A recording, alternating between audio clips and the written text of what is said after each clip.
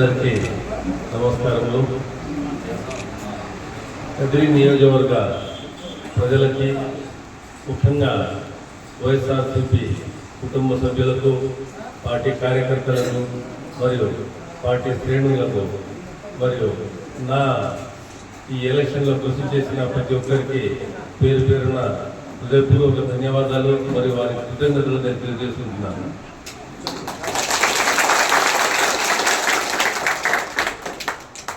మన నాయకులు శ్రీ జగన్మోహన్ రెడ్డి గారు నా పైన నమ్మకం ఉంచి కదిరి వైఎస్ఆర్ టికెట్ ఇవ్వడం జరిగింది.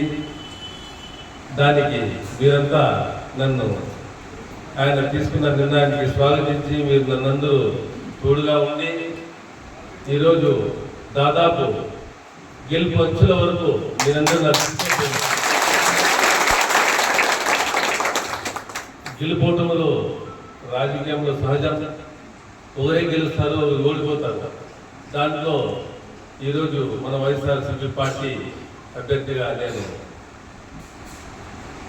ప్రతి ఒక్కరి దగ్గరికి పోవడం జరిగింది.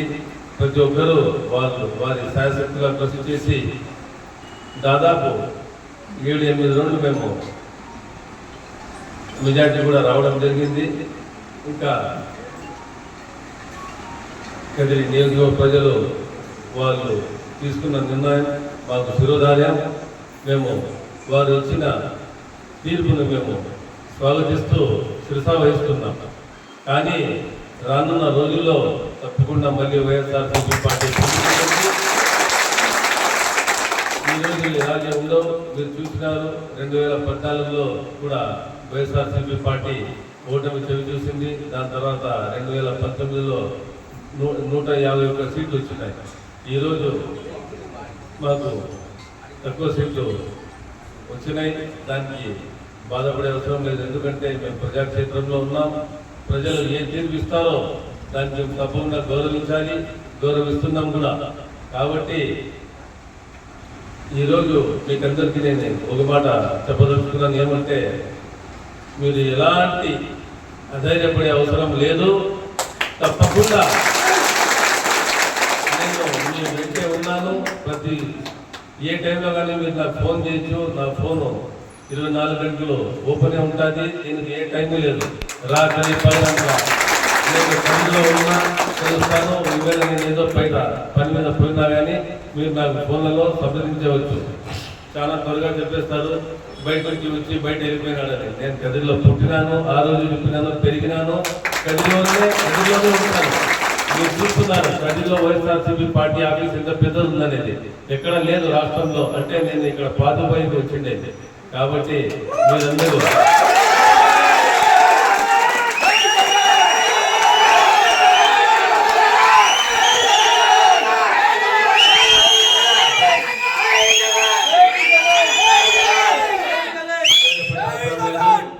నిన్నటి రోజు మన గౌరవనీయులైన శ్రీ జగన్మోహన్ రెడ్డి గారిని కలవడం జరిగింది. దాదాపు 45 నిమిషాలు సార్తో కూర్చొని ప్రతి ఒక్కరూ మాట్లాడినాము. సార్ కానీ చాలా బాధపడుతున్నారు. బాధపడుతూ ఉండేది పవర్ రాలేదని కాదు, ఇక మా ప్రజల వాళ్ళకి మంచి సంక్షేమం ఎలా జరగాలనే దానిపైనే ఆయన బాధపడుతూ ఉంది. కాబట్టి మన ముఖ్యమంత్రి వర్యులు 9వ తేదీ వరకు కూడా ఆయన ముఖ్యమంత్రి గుర్తుపెట్టుకొని ఈరోజు 6వ తేదీ ఇంకా 3 రోజులు నేను ఆయనకి ముఖ్యమంత్రి వర్యులనే నేను సంబోధిస్తాను. కాబట్టి ఆయన తపన, ఆయన ఆలోచన, ఆయన ప్రతి నిమిషము మన రాష్ట్ర ప్రజల గురించే ఆలోచిస్తున్నారు. వేరేది ఏంది ఆయనకు ఆలోచన లేదు. ఆయన్ని కలిసిన తర్వాత ఆయన ఎంత తపన పడుతున్నారు. నిజంగా ఆయనతో నేను ఉన్న దానికి, వారితో నేను ప్రయాణిస్తున్న చాలా గర్వంగా ఉంది. మరియు పార్టీలో ఉండి మీలాంటి మనకు శ్రేయోభిలాషులతో కలిసి కూర్చోవడము, తిరగడము ఈ 6 నెలలు జరిగింది.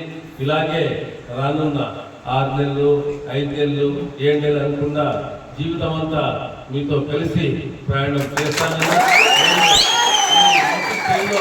నేను ఒక మంచిగా మీతో ఉంటానని మిమ్మల్ని అందరినీ నేను మనవి చేసుకుంటాను, చెప్పుకుంటున్నాను.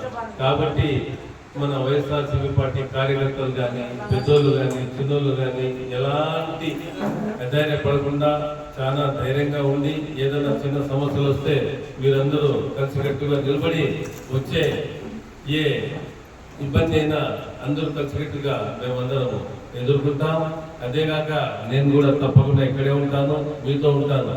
మొన్న కౌంటింగ్ తర్వాత నేను చక్కగా సార్ని కలిసేకే పోవడం జరిగింది. అంతలోనే పారిపోయినాడు అదే ఇది అని చెప్పుకోవడం జరిగింది.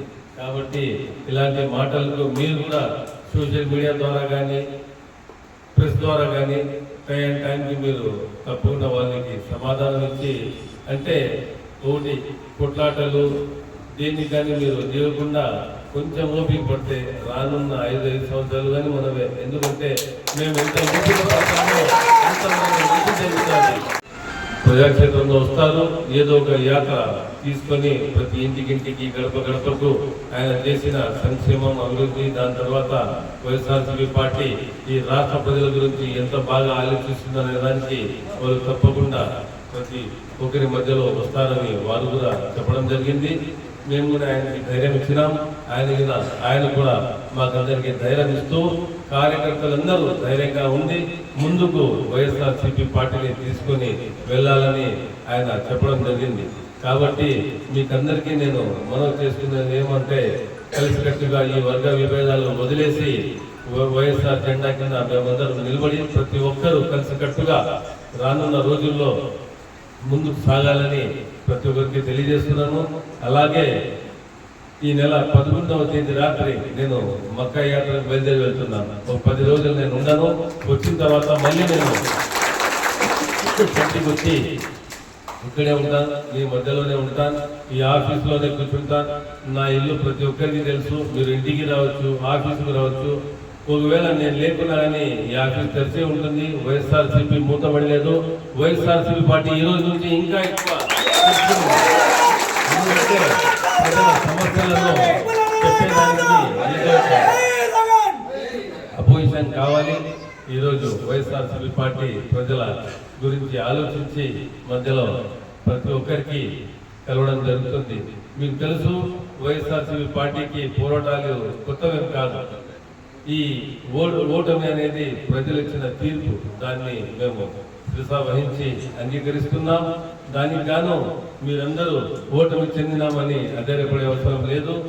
వైఎస్ఆర్సీపీ పార్టీ ఉంది, మా నాయకులు ఉన్నారు, జగన్మోహన్ రెడ్డి గారు, నేను ఉంటాను. ఈ నియోజకవర్గంలో ఏ పని వచ్చినా, ఏ ఇబ్బంది వచ్చినా ప్రతి ఒక్కరికి అండగా ఉంటానని మీకు అందరినీ తెలియజేస్తూ, నాకు ఈ వైఎస్ఆర్సీపీ పార్టీ అభ్యర్థిగా నిలబెట్టిన తర్వాత మీరందరూ చేసిన సహాయాన్ని, మీరు చేసిన కృషిని, మీరు నా కోసం కొట్లాడినారు, పార్టీ కోసం నిలబడినారు, దానికి మీకందరికీ నేను కృతజ్ఞతలు తెలియజేసుకుంటూ మీకందరికీ నేను ధన్యవాదాలు తెలుపుతున్నాను. జై జగన్, జై జగన్.